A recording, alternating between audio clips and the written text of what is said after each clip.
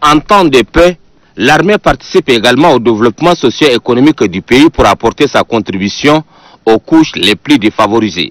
Ce développement passe également par le travail de la terre nourricière qui regorge d'énormes potentialités. Ici, nous sommes dans l'un des sites du groupement agricole militaire de Baltram dans la province du Lac. Le décor affiche l'image d'une saison de pluie clémente.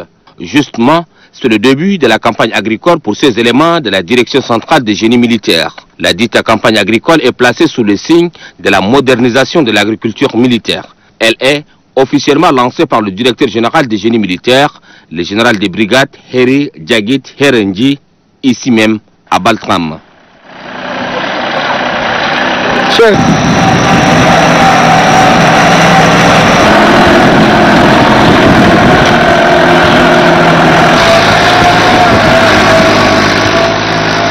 Après cet exercice, le directeur général des génies militaires et ses techniciens ont visité les différentes parties de ces champs à perte de vue pour transmettre les orientations et conseils du président de la République, chef suprême des armées, aux militaires de ces sites. Pour le général de brigade Heri Djagit Herenji, le président de la République Idriss Déby Itno, chef suprême des armées, accorde une place de choix au secteur agricole. C'est pourquoi le premier responsable de la direction générale des génies militaires exhorte ses frères d'armes des différents sites agricoles du pays, à savoir les sites de Bongor, de Bokoro, Moïto et celui de Baltram, au travail de la terre pour booster l'économie du pays, vœu le plus ardent du président de la République. Le général Heri rassure que des moyens et d'autres matériels de travail sont mis à leur disposition par le président de la République pour atteindre les objectifs fixés. Sur le chemin du retour, l'équipe de la direction centrale des génies militaires s'est arrêtée sur les sites agricoles de N'Djamena-Fara, dont plusieurs périmètres sont déjà aménagés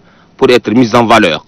Bon à savoir, la direction centrale des génies militaires compte lancer ses projets agricoles militaires de 2020 à 2030.